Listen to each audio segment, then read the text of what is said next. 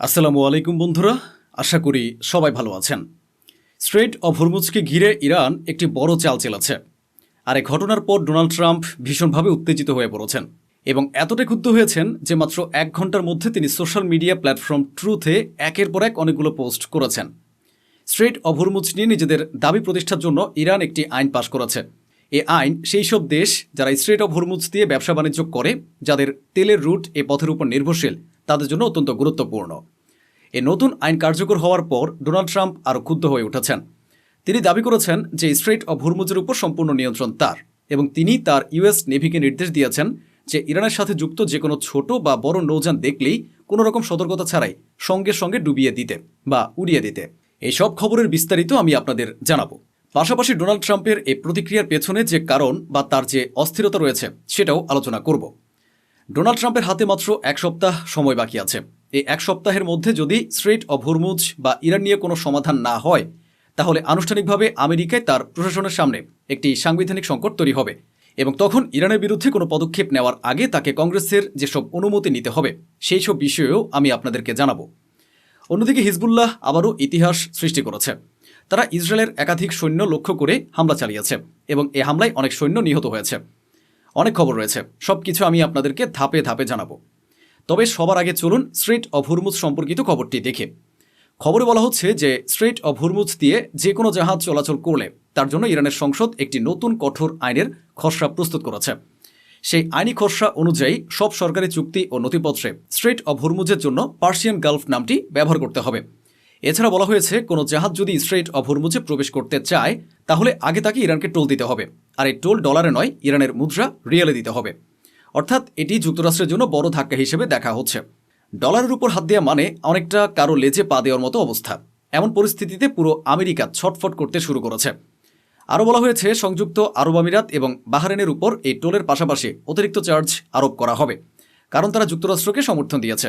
এছাড়া ইসরায়েলের সাথে যুদ্ধ জাহাজ এবং যুক্তরাষ্ট্রের সামরিক জাহাজের উপর স্থায়ী নিষেধাজ্ঞা আরোপের কথাও বলা হয়েছে। এই আইন পাশ হওয়ার পরপরই ডোনাল্ড ট্রাম্প দ্রুত প্রতিক্রিয়া জানিয়ে একটি পোস্ট করেন। সেখানে তিনি দাবি করেন যে তিনি ইউনাইটেড স্টেটস নেভিকে নির্দেশ দিয়েছেন তারা যেন যে কোনো নৌযান, ছোট হোক বা বড়, প্রয়োজনে যে কোনো নৌযান উড়িয়ে দেয়। তিনি আরও বলেন তার নৌবাহিনীর 159টি জাহাজ সমুদ্রের গভীরে অবস্থান করছে এবং স্ট্রেইট অব হরমুজের আশেপাশে নৌ মাইন পেতে দিচ্ছে। আমেরিকা কোনো দ্বিধা ছাড়াই জানাচ্ছে যে তারা সেখানে নেভাল মাইন বিছিয়ে দিচ্ছে। এর পাশাপাশি ট্রাম্প বলেন, আমাদের মাইন সুইপাররা এখন প্রণালী পরিষ্কার করছে এবং আমি এই কাজ 3 গুণ বেশি গতিতে চালিয়ে যাওয়ার নির্দেশ দিচ্ছি। এই টুইটের পরপরই তিনি আরও একটি টুইটে দাবি করেন যে স্ট্রেইট অব হরমুজের উপর পুরো নিয়ন্ত্রণ তার হাতে রয়েছে। তিনি বিদ্রূপ করে বলেন যে ইরানের এটা বুঝতে খুব অসুবিধা হচ্ছে যে আসলে তাদের নেতা কে।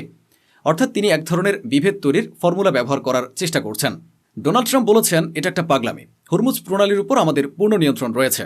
তিনি দাবি করেছেন যে মার্কিন নৌবাহিনীর অনুমতি ছাড়া কোনো জাহাজ ভেতরে ঢুকতে বা বাইরে বেরোতে পারবে না। যতক্ষণ না ইরান কোনো চুক্তিতে আসছে ততক্ষণ এটি শক্তভাবে সিল করা থাকবে। এখন প্রশ্ন হলো, এই লোকটি কেন এমন প্রকাশ্যে মিথ্যা কথা বলছে? মাত্র 1-2 দিন আগে 34টি জাহাজ নিরাপদে স্ট্রেইট অব হরমুজ পার হয়ে তাদের গন্তব্যে পৌঁছে গেছে, আর যুক্তরাষ্ট্র কিছুই করতে পারেনি। এমনকি মার্কিন বিশ্লেষকরাও স্বীকার করেছেন যে এগুলো শুধু কাগজে কলমে কথা, বাস্তবে এর কোনো প্রভাব নেই। প্রখ্যাত বিশ্লেষক অমরেশ মিশ্র ট্রাম্পের আগের টুইটটি উদ্ধৃত করে লিখেছেন যে ইরানের নৌবাহিনীর শত শত জাহাজ মার্কিন ডেস্ট্রয়ারের চারপাশে প্রকাশ্যেই ঘুরে বেড়াচ্ছে। ইরান ইতিমধ্যে কয়েকটি তেলবাহী ট্যাঙ্কার জব্দ করেছে এবং পুরো স্ট্রেইট এলাকাটি মাইন পেতে রেখেছে। তাহলে যুক্তরাষ্ট্র কোথায় মাইন বসাচ্ছে?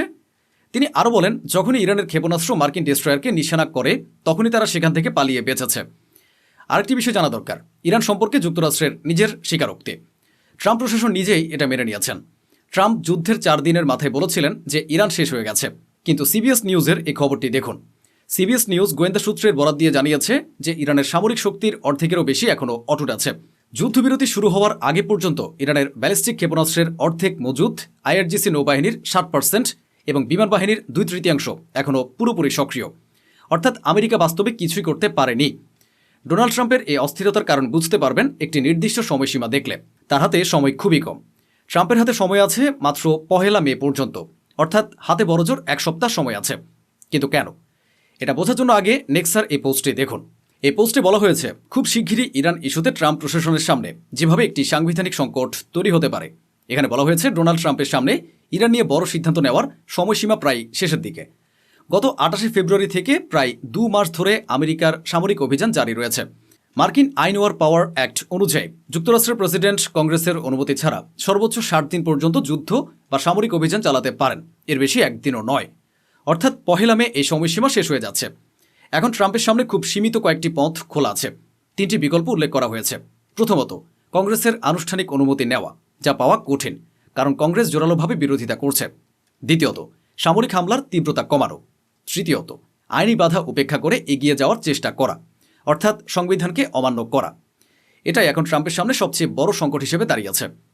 অন্যদিকে ইসরায়েলকে সমর্থন দেওয়ার জন্য ডোনাল্ড ট্রাম্প যে পদক্ষেপ নিয়েছেন, সেটিতে আসলে যুক্তরাষ্ট্রের সরাসরি কোনো বাধ্যবাধকতা ছিল না।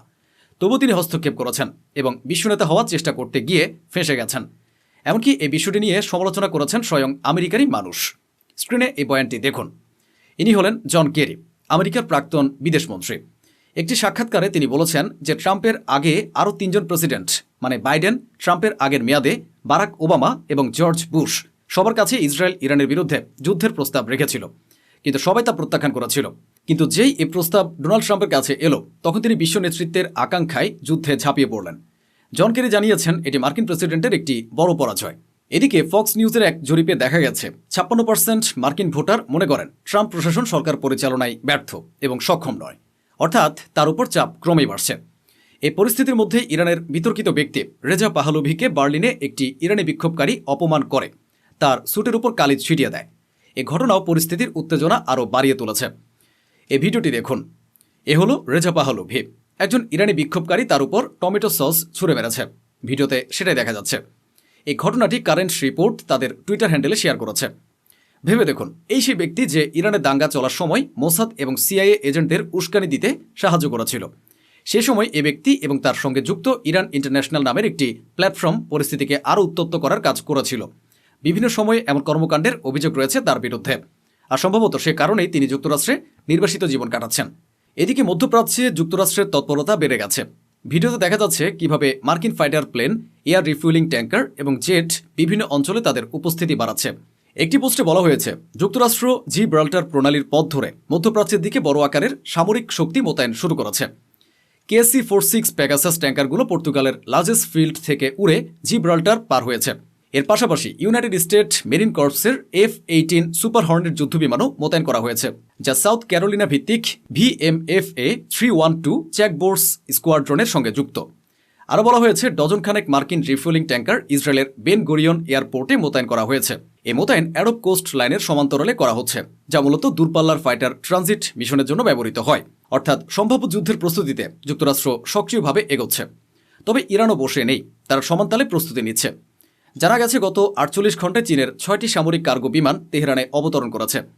একটি ভিডিওতে দাবি করা হয়েছে এসব বিমান করে সামরিক সরঞ্জাম ইরানে সরবরাহ করা হয়েছে। এই তথ্য ওয়ার সার্ভেলেন্স নামের একটি টুইটার হ্যান্ডেল থেকে প্রকাশ করা হয়েছে। এছাড়া মুজতবা খামেনিকে ঘিরে আরেকটি খবর রয়েছে, যা ডিজোনার প্রকাশ করেছে। এখানে ইরানের জ্যেষ্ঠ কর্মকর্তাদের পক্ষ থেকে দাবি করা হয়েছে যে মুজতবা খামেনিয়ের সঙ্গে সরাসরি যোগাযোগ করা থেকে ইরানের শীর্ষ কর্মকর্তা ও নেতারা বিরত থাকছেন। দ্য নিউ ইয়র্ক টাইমসের একটি প্রতিবেদনের বরাতে এ তথ্য জানানো হয়েছে। বলা হচ্ছে, নিরাপত্তা নিয়ে গুরুতর উদ্বেগ রয়েছে। আশঙ্কা করা হচ্ছে ইসরায়েল তার অবস্থান ট্র্যাক করে লক্ষ্যবস্তু বানাতে পারে। এর কারণে অনেক জ্যেষ্ঠ কর্মকর্তা তার সঙ্গে যোগাযোগ এড়িয়ে চলছেন। রিপোর্ট অনুযায়ী গুরুতরভাবে আহত হওয়ার পরও মুজতবা খামেনি মানসিকভাবে সচেতন ও সক্রিয় রয়েছেন। তার হাত পায়ে একাধিক অস্ত্রোপচার করা হয়েছে।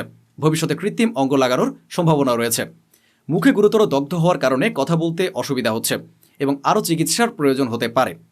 আরও জানানো হয়েছে যে ইরানের বর্তমান প্রেসিডেন্ট মাসুদ পেজেশকিয়ান, যিনি নিজে একজন হার্ট সার্জন এবং প্রাক্তন স্বাস্থ্যমন্ত্রী, তিনি ব্যক্তিগতভাবে মুজতবা খামেনির চিকিৎসার বিষয়টি তত্ত্বাবধান করছেন। নিরাপত্তার কারণে এবং দুর্বলতার ভাবমূর্তি এড়াতে তিনি কোনো প্রকাশ্যে উপস্থিতি বা ভিডিও বার্তা দেননি। তার সঙ্গে যোগাযোগ হচ্ছে হাতে লেখা বার্তা ও বিশ্বস্ত দূতদের মাধ্যমে, এমন তথ্য সামনে এসেছে। এদিকে ইরান থেকে আরও একটি বড় খবর সামনে এসেছে।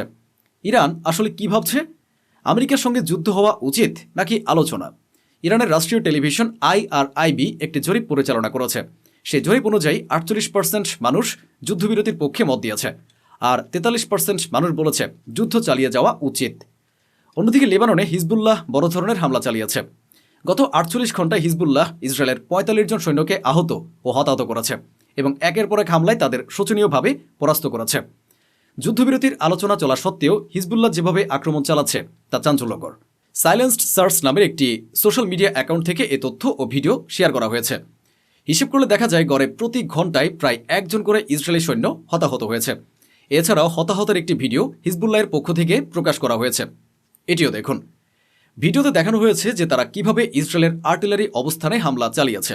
এই ভিডিওতে হামলার প্রস্তুতি এবং কিভাবে আক্রমণটি পরিচালনা করা হয়েছে তার কিছু দৃশ্য তুলে ধরা হয়েছে। পোস্টে বলা হয়েছে, উত্তর দখলকৃত ফিলিস্তিনি অঞ্চলে ইসরায়েলি সেনাবাহিনীর একটি আর্টিলারি পজিশনকে লক্ষ্য করে ক্ষেপণাস্ত্র ও ড্রোন ব্যবহার করে হামলা চালানো হয়েছে। বলা হচ্ছে যে এই হামলায় তারা রকেট এবং ড্রোন উভয়ই ব্যবহার করছে। তো বন্ধুরা, এই ছিল আজকের আয়োজন, যা স্বচ্ছভাবে আপনাদের সামনে তুলে ধরা হলো। আশা করি আমাদের এই প্রচেষ্টা আপনাদের ভালো লেগেছে। অসংখ্য ধন্যবাদ। সুস্থ থাকুন, ভালো থাকুন।